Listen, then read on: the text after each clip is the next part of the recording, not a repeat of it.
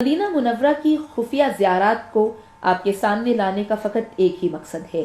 مدینہ منورہ میں بسنے والے مومنین حکومتی ناانصافیوں سے بہت تنگ ہیں اور کم دستی کے باعث ان خفیہ زیارات کی حفاظت مجبوراً نہیں کر پا رہے۔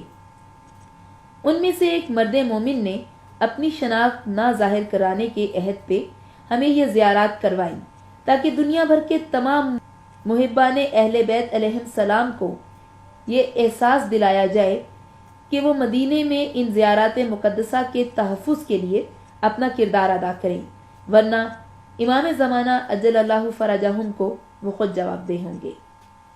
یہ جو سب سے پہلا منظر آپ دیکھ رہے ہیں یہ مسجد رضوان ہے، جہاں رسول خدا صلی اللہ علیہ وآلہ وسلم نے بے اولاد جوڑوں کے لیے دعا کی تھی۔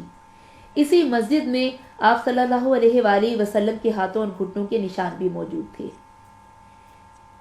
یہ جو کالی پہاڑی آپ دیکھ رہے ہیں اس پہ مولا علی علیہ الصلوۃ والسلام کے گھوڑوں کے سموں کے نشان موجود تھے، جن کو مدینہ منورہ کی بلدیہ نے اکھاڑ دیا۔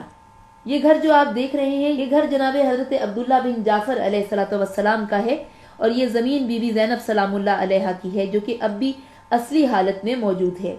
یہ گھر 1400 سال پرانا ہے، اور وہ سامنے جو آپ کو کنواں دکھائی دے رہا ہے یہ وہ کنواں ہے کہ جہاں سے آل رسول صلی اللہ علیہ وآلہ وسلم یہاں سے پانی پیا کرتے تھے۔ یہ چوبارہ جو آپ کو نظر آ رہا ہے یہ رسول خدا صلی اللہ علیہ وآلہ وسلم کے ٹائم کا چوبارہ ہے۔ اب یہ جو گلیاں آپ دیکھ رہے ہیں اکثر بی بی کے بچے یہاں کھیلا کرتے تھے۔ یہ وہ مسجد ہے کہ جہاں رسول خدا صلی اللہ علیہ وآلہ وسلم خود خطاب کرتے رہے، اور یہ مسجد نور ہے۔ آپ دیکھ سکتے ہیں کہ مسجد کا لفظ رہنے دیا گیا ہے جبکہ نور کو مٹا دیا گیا ہے۔ یہاں پہ رسول خدا لوگوں کو تعلیم و تربیت دیتے تھے، اور یہی فریضہ بعد میں جناب علی مرتضیٰ بھی سر انجام دیتے رہے۔ اس جگہ کا نام بشریہ ہے جہاں اس وقت آپ سفر کر رہے ہیں، اور سامنے آپ کو جنت البقیع نظر آ رہی ہے۔ بشریہ میں اس وقت 32 امام بارگاہ موجود ہیں۔ مدینہ کے مومنین کا کہنا ہے کہ اس جگہ جیسا محرم ہوتا ہے ویسا محرم روح زمیں پہ کہیں نہیں ہوتا۔ یہاں لوگ بی بی کے گھر میں پرسہ دینے کے لیے آتے ہیں۔ یہ جگہ جو آپ دیکھ رہے ہیں یہ مسند محمد ہے۔ مہمانوں کو اس جگہ پر کھانا کھلا کر رسول خدا صلی اللہ علیہ وآلہ وسلم کے پاس لے جایا کرتے تھے۔ یہ سارا علاقہ سادات کا علاقہ ہے، ابھی بھی یہاں سادات بستی ہے۔ یہاں پہ ہاشمی سادات زیادہ ہیں اور فاطمی سادات کم ہیں۔ یہ جو گھر آپ دیکھ رہے ہیں یہ گھر امام جعفر صادق علیہ الصلوۃ والسلام کا ہے، جو کہ گرا دیا گیا ہے۔ یہ مولا جعفر صادق علیہ الصلوۃ والسلام کے بیٹھنے کی جگہ تھی، جو کہ فروری 2014 میں گرا دی گئی، اور یہیں پر آپ کا کنواں بھی تھا۔ یہ تمام گھر جو آپ دیکھ رہے ہیں ان میں سے کافی گھر ہاشمی اور فاطمی سادات کے ہیں، جنہیں سعودی گورنمنٹ خالی کرانا چاہتی ہے۔ یہاں پہ بسنے والی سادات بہت غریب ہیں، انہیں اس جگہ کی 3 گنا زیادہ قیمت دے کر مدینے سے ذرا ہٹ کے وہاں بسانا چاہتی ہے، تاکہ یہاں پہ موجود آئمہ علیہ السلام کی تمام نشانیوں کو مٹایا جا سکے۔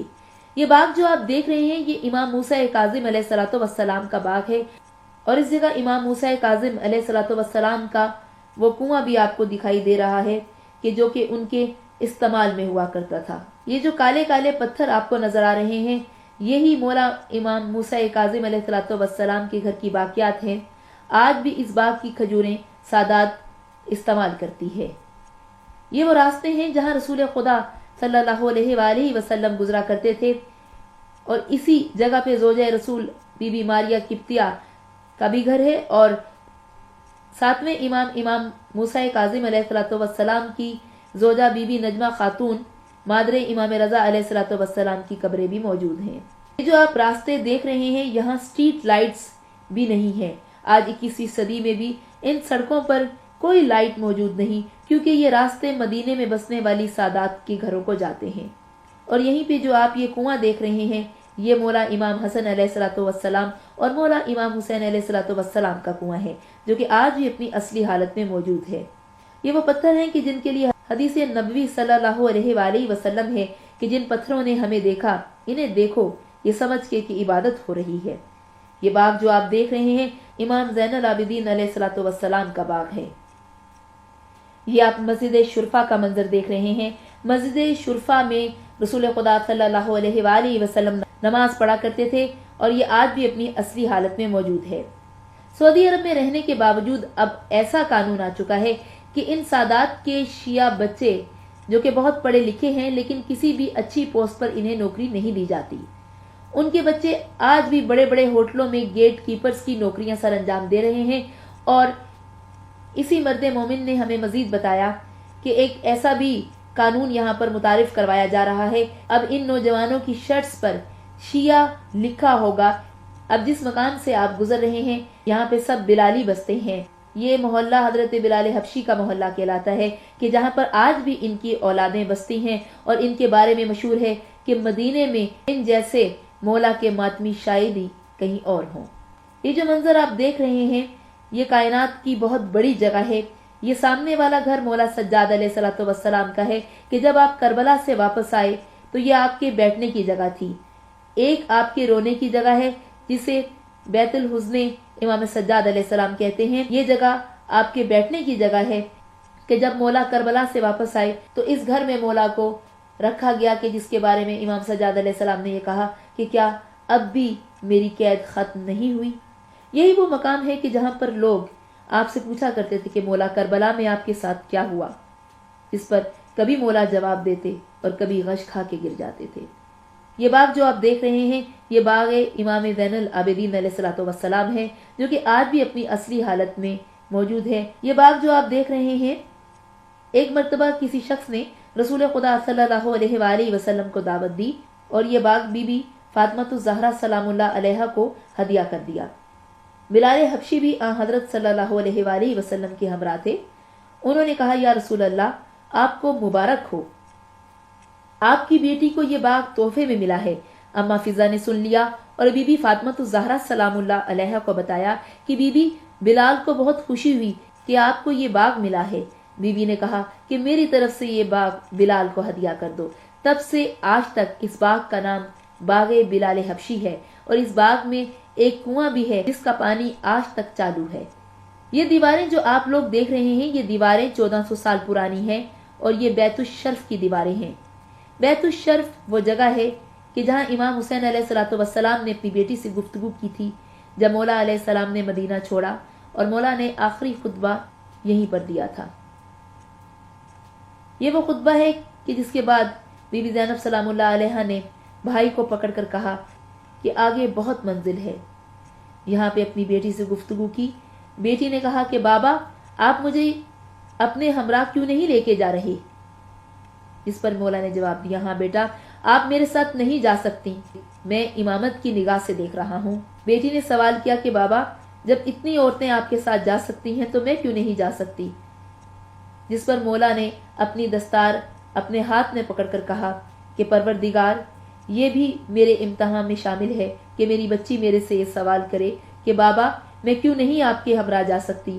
مولا حسین علیہ السلام نے برملا بیت الشرف میں جتنے بھی لوگ کھڑے تھے سب کو کہا دیکھو کائنات کی ہر عورت بازار جائے گی لیکن میری ماں بازار نہیں جا سکتی۔ یہ سغرا میری ماں کی شکل ہے، اگر یہ بازار میں آئی تو قیامت آ جائے گی۔ یہاں سے بی بی واپس مدینہ الرسول چلی گئی۔ یہ وہ جگہ ہے جو انتظار بی بی سغرا سلام اللہ علیہا ہے۔ یہاں پر بی بی مولا علی اکبر علیہ الصلوۃ والسلام کے پیروں کے نشانوں پر بیٹھی رہتی تھی۔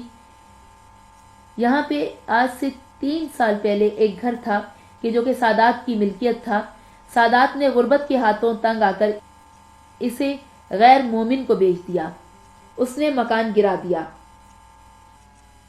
اور اب اسے کسی اور مقصد کے لیے استعمال کرنا چاہتا ہے۔ مدینہ کے مومنین نے تمام محبان اہل بیت سے اس مقام کو بچانے کے لیے درخواست کی ہے۔ ان کا کہنا ہے کہ اس جگہ کو خرید کر عزا خانہ فاطمہ بنت اسد قائم کر کے مقام انتظار سغرا کو بچا لیا جائے، کہ یہ وہ مقام ہے کہ جہاں پر بی بی سغرا جب تک زندہ رہیں اپنے ہاتھوں میں پانی لے کر وہاں جا کر بیٹھ جاتی تھی اور سوال کرتی تھی کیا وہ قافلہ دیکھا کہ جس میں چھوٹے چھوٹے بچے ہوں۔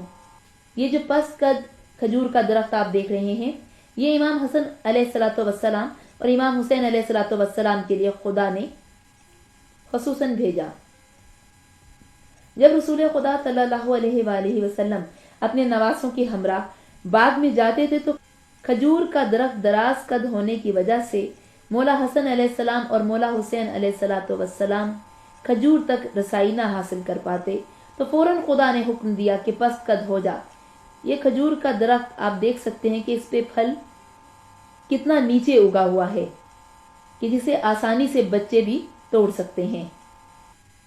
یہ جو مقام آپ اب دیکھ رہے ہیں، یہیں پر بی بی فاطمہ الزہرا سلام اللہ علیہا کا عقد ہوا تھا۔ یہ بی بی فاطمہ بنت اسد سلام اللہ علیہا کا گھر ہے۔ اس علاقے میں تمام مومنین بستے ہیں۔ اس علاقے کو طریق رد شمس کہتے ہیں۔ یہ جو آپ باغ دیکھ رہے ہیں، یہ حضرت ابو ذر غفاری کا باغ ہے۔ حضرت ابو ذر غفاری امیر ترین شخص تھے، لیکن انہوں نے اپنی تمام جائیداد سادات کو دے دی اور آخری دم تک انہی کے غلام بن کے رہے۔ یہ مکان جو آپ دیکھ رہے ہیں، یہ حضرت ابو ذر غفاری کا گھر ہے۔ یہ جو کالی دیواریں آپ دیکھ رہے ہیں، یہاں وہ لوگ بسا کرتے تھے کہ جب رسول خدا صلی اللہ علیہ وآلہ وسلم اکثر امام حسین علیہ السلام کو اپنے ہاتھوں میں لے کر فرمایا کرتے تھے کہ اگر کبھی میرے حسین علیہ السلام پہ کوئی وقت آ جائے تو میرے حسین کا ساتھ دینا۔ یہی وہ انصار الحسین ہیں جو کربلا میں مولا حسین علیہ السلام کے ہمراہ گئے اور پھر واپس نہ آئے۔ یہ باغ جو آپ دیکھ رہے ہیں، یہ شمون یہودی کا باغ ہے جہاں مولا علی علیہ السلام مزدوری کیا کرتے تھے۔ یہ گھر جو آپ دیکھ رہے ہیں، یہ گھر خصوصاً کمبر نے مولا علی علیہ السلام کے لیے تعمیر کیا تھا اور کہا کرتے تھے کہ کبھی ایک دن تو مولا میرے گھر تشریف لائیے۔ یہ باغ جو آپ دیکھ رہے ہیں، یہی وہ باغ ہے جہاں رسول خدا صلی اللہ علیہ وآلہ وسلم امام حسن علیہ السلام اور مولا حسین علیہ السلام کے ساتھ یہاں آیا کرتے تھے۔ جب ان درختوں کے پتے مولا حسن علیہ السلام اور مولا حسین علیہ السلام کو چھوا کرتے تھے تو دونوں بھائی خوش ہوتے تھے۔ ان دونوں بھائیوں کو خوش دیکھ کر ان کے نانا رسول خدا صلی اللہ علیہ وآلہ وسلم خوش ہوا کرتے تھے۔ اور یہیں پر امام حسین علیہ السلام کے بیٹھنے کی جگہ بھی موجود ہے۔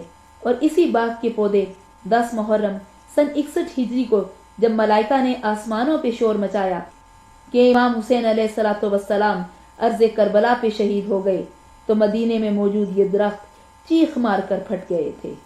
درختوں کی فطرت کو پروردگار نے مولا حسن علیہ السلام اور مولا حسین علیہ السلام کے لیے بدل دیا۔ اگر کوئی بدل نہ سکا تو مسلمان اپنے آپ کو بدل نہ سکا۔ انہی انصار حسین علیہ السلام کے لیے بی بی فاطمہ الزہرا سلام اللہ علیہا نے فرمایا کہ میرے بیٹے حسین علیہ السلام کے لیے جو شہید ہوا، ہم اپنے بیٹوں سے پہلے انہیں جنت میں دیکھیں گے۔ یہ باغ مولا غازی عباس علیہ السلام کی والدہ بی بی ام البنین سلام اللہ علیہا کا باغ ہے۔ یہ جگہ بی بی فاطمہ بنت کلابیہ کا گھر ہے، لیکن اس عظیم گھر پہ مکان برائے فروخت کا بورڈ لگا دیا ہے۔ مدینہ کے مومنین کا کہنا ہے اس گھر کو بچانا ہر مومن پہ فرض ہے۔ یہ جو کنواں آپ دیکھ رہے ہیں، اسے بیر غرض کہتے ہیں۔ رسول خدا صلی اللہ علیہ وآلہ وسلم نے مولا علی علیہ السلام کو کہا تھا کہ جب میں بقا کی طرف جاؤں تو علی مجھے اس پانی سے غسل دینا۔